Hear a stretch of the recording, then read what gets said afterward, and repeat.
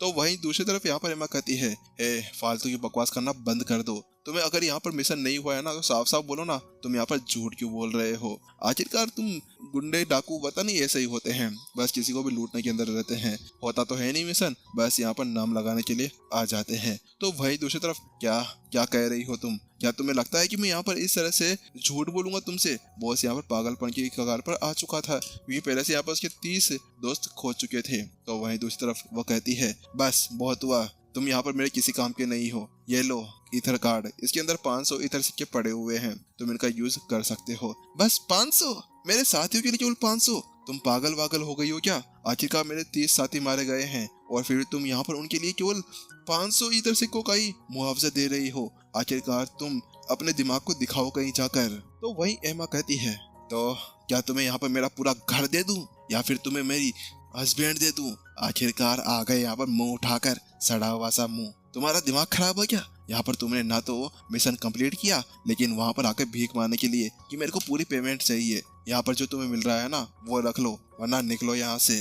तो वहीं दूसरी तरफ उसके गुस्से के सामने है ना, अब यहाँ पर बॉस की फटकार 4 हो जाती है। उसके साथ में वह उसको भी ले लेता है, क्योंकि वो जानता था अगर वो इसको भी ना लेला तो उसके बाद में भी यहाँ पर वो भी हाथ से निकल जाएंगे। तो वहीं दूसरी तरफ, टीचर अब हमें क्या करना चाहिए? ये तो बिल्कुल बेकार कूड़े की तरह है। आखिरकार इन लोगों ने तो जोशो को हाथ तक नहीं अड़ाया होगा। तो वहीं दूसरी तरफ एमा कहती है, तुम इसकी चिंता मत करो, मेरे को तो लगा था कि यहाँ पर ये सारे कचरे उसको संभाल लेंगे, लेकिन ये सभी तो यहाँ पर कचरे से भी बहुत ज्यादा पार निकले हैं। तुम चिंता मत करो, यहाँ पर हम इसका काम किसी और को दे देंगे और इस बार उसको अच्छी तरह से टुकड़े टुकड़े करवा देंगे। चलो हमें पहले यहाँ पर महल के अंदर चलना चाहिए। वहीं दूसरी तरफ यहाँ पर जो बॉस था जंगल के अंदर आ चुका था और वो अपनी मांद की तरफ जा रहा था, जहाँ पर वो रहा करता था। लेकिन आगे जाते जाते अचानक से उसको कुछ महसूस होने लगता है। कौन है वहां पर? अचानक से वो ऐसा कहता है। तो वहीं दूसरी तरफ, बस आखिरकार यहाँ पर मैं तुम्हें क्या कहूँ, चिराग। हाँ चिराग, आखिरकार तुम्हारे साथ में कितना ज्यादा बुरा हो सकता है? तुम्हारे साथ में इससे बुरा तो और क्या ही होगा।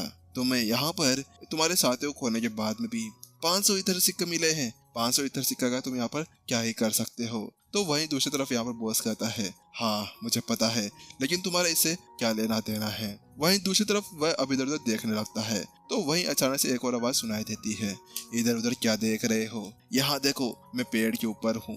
लेकिन जिसके साथ में वो सामने देखता है तो उसके अगले पल धड़ाम से जमीन के ऊपर गिर पड़ता है। अबे ये क्या है? वहां पर जल्दी से अपने सामने देखता है तो वो पाता है ना कि इस बार उसके सामने एक बुक पड़ी थी जो आराम से पेड़ के ऊपर बैठी हुई थी और पता नहीं कहां से यहाँ पर उसके 2 पैर भी निकले हुए थे और 2 हाथ थे, जिसके साथ में ही यहाँ पर वो अपने टांग को लटकाकर बैठी हुई थी। आप कौन है? वहीं दूसरी तरफ उसको देखने के साथ में ही वह बॉस उससे पूछता है। तो वहीं दूसरी तरफ यहाँ पर वो बुक कहती है, मैं कौन हूँ, तुम्हें इससे कोई भी मतलब नहीं होना चाहिए, लेकिन तुम्हारे साथ में बहुत ही ज्यादा गलत हुआ है। तो वहीं दूसरी तरफ यहाँ पर बॉस कहता है, हाँ हुआ है गलत, तुम अपना मुंह बंद करो, मैं यहाँ से जा रहा हूँ। उसके साथ में बॉस अब वहां से जाने लगता है, लेकिन वहीं दूसरी तरफ वह बुक अचानक से उसके ऊपर दबाव डालने लगती है। क्या कह रहे हो? क्या तुम जा रहे हो? मुझे लगता है कि यहाँ पर मैं तुम्हें यहीं पर ही मार देता हूँ, या फिर तुम अपना उस अपमान का बदला नहीं लोगे? यहाँ पर वो बुक उससे कहती है, अपमान का बदला? हाँ मुझे अपमान का बदला लेना है, लेकिन मैं कैसे ऐसा कर सकता हूँ? तो वहीं दूसरी तरफ वो बुक कहती है, अच्छा तुम्हें ज्यादा कुछ नहीं करना है, क्या तुम्हें यहाँ पर उनकी आइडेंटिटी का पता है? तो वहीं दूसरी तरफ चिराग पूरी तरह चुप रह जाता है, क्योंकि वास्तव में उसको तो ऐसा कुछ भी नहीं पता था। आखिरकार यहाँ पर वह जिससे भी मिला था ना, उन्होंने अपना मुंह छुपाया हुआ था, इसी वजह से वह उनका चेहरा नहीं देख पाया। तो वहीं वो बुक कहती है, मुझे पता था तुमने नहीं देखा होगा। एक काम करो, अभी भी तुम्हारे साथ में देर नहीं हुई है, तुम वहां जाओ और उनकी एनर्जी को सेंस कर कर उस जगह पर पहुंच सकते हो जहां पर वो थे। तो वहीं दूसरी तरफ चिराग अपना सिर हिलाता है और उसके साथ में वहां से जाने लगता है, क्योंकि वास्तव में अभी उसके पास में एक अच्छा मौका था जिसके साथ में ही यहाँ पर वो उससे बदला ले सकता था।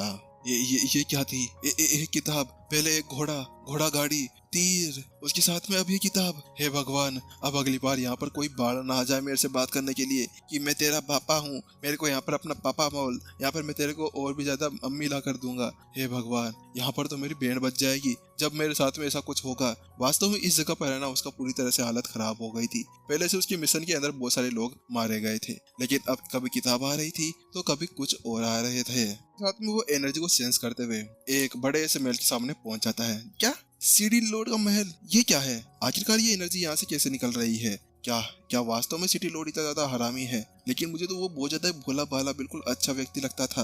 क्या वो यहाँ पर जोशो को मरवाना चाहता है? लेकिन ऐसा क्यों? वो जोशो को क्यों मरवाना चाहता है? वो बंदा तो किसी का कुछ बिगाड़ता ही नहीं है, बेचारा कितना भोला है। बस उसके घोड़ा गाड़ी ही है जो बहुत ज्यादा हरामी कमीने कुत्ते हैं। आखिरकार इनकी हिम्मत कैसे हो गई इस तरह से बच्चे को मारने की?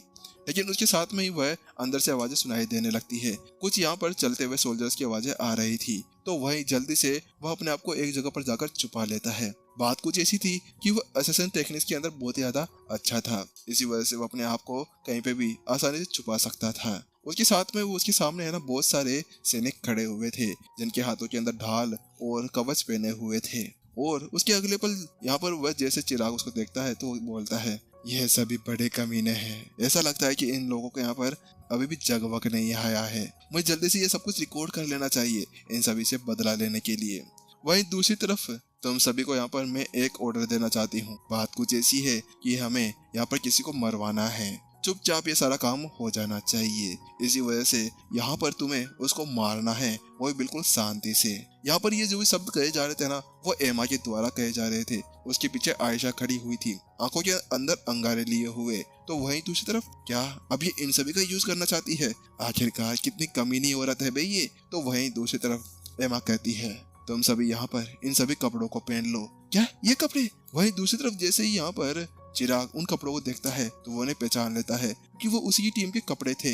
ये सभी बहुत बड़े हरामी हैं। वहीं दूसरी तरफ अचानक से यहाँ पर वो सभी सैनिक है ना अपने अपने कपड़ों को चेंज कर लेते हैं और उसके साथ में एमा कहती है, वो कल सुबह का सूरज नहीं देखना चाहिए, उसको आज मार देना। तो वहीं दूसरी तरफ यहाँ पर सभी सैनिक अपना सर हिलाते हैं और उसके अगले पल वह हवा के अंदर उड़ते हुए और घरों के ऊपर चढ़ते हुए उस तरफ जाने लगते हैं। जल्दी वो अपडेन कबीले के अंदर पहुंच चुके थे। तो वहीं दूसरी तरफ यहाँ पर जो चिराग था वो भी उनका पीछा करता हुआ वहां पर पहुंच गया था। वह अब अपनी जगह पर आराम से बैठ चुका था और अपने आप को छुपा चुका था। मुझे ये सब कुछ रिकॉर्ड कर लेना चाहिए। उसके साथ में ही वो देखता है तो वो पाता है कि वहां पर एक लड़का खड़ा हुआ था जिसके हाथ के अंदर अभी एक तलवार थी और वह देखने से बहुत ज्यादा भयानक लग रहा था। और अगले पल वो एक स्टेप आगे रखता है तो एक बंदे की गर्दन कट जाती है। जैसे जोशो उस चीज को देखता है तो उसके साथ में उसकी धड़कनें बढ़ जाती है। ये क्या था? क्या ये वास्तव में जोशुआ है?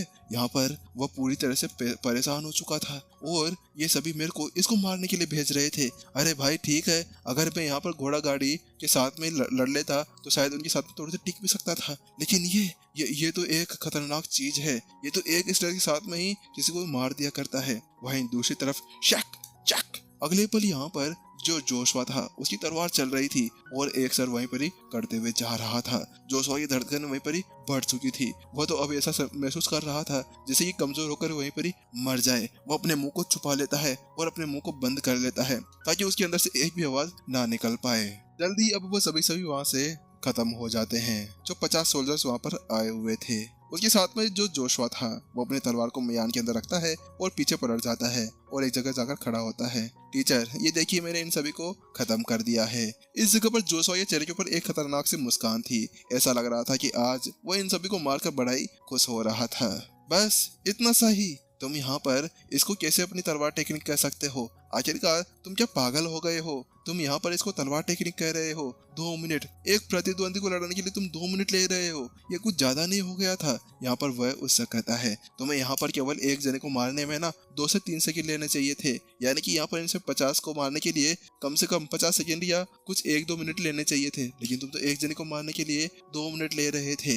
यहाँ पर वह जो भी बोल रहा था ना वह कोई और नहीं था, वो विपिन था। वह कहता है ठीक है, अब तुम्हें यहाँ पर सुबह तक अपनी ट्रेनिंग करनी होगी। तुम्हें यहाँ पर अगर आगे बढ़ना है तो इसके लिए तुम्हें कुछ भी करना होगा और यहाँ पर तभी जब मैं तुम्हें इसका नेक्स्ट लेवल दे सकता हूँ। आखिरकार तुम अगर ऐसे ही करते रहे ना तो उसके बाद में क्या ही हो सकता है। तो वहीं दूसरी तरफ जी टीचर, यहाँ पर जो जोशुआ था अपने सर को नीचे झुकाए वहीं पर ही खड़ा हुआ था और वो अपनी ट्रेनिंग के लिए चला जाता है। वहीं चिराग हैरान था, हाँ ये भाई ये कौन है भाई, ये इस दुनिया का है, ये टीचर है या कोई सी दूसरी दुनिया का आ गया है। उस बंदे ने यहाँ पर इजीली उन सभी को मार दिया। उसके बाद में वो कह रहा है कि बिल्कुल बेकार है, मुझे ऐसा लगता है कि यहाँ पर ये टीचर नहीं, ये एक बवाल, आखिरकार ये कैसे ऐसा कुछ कर सकता है। मैं तो जोशुआ के सामने टिक भी नहीं सकता। आखिरकार एक ग्रेट सन स्टेज 2 के लड़ाकू को तो कुछ समझता ही नहीं होगा।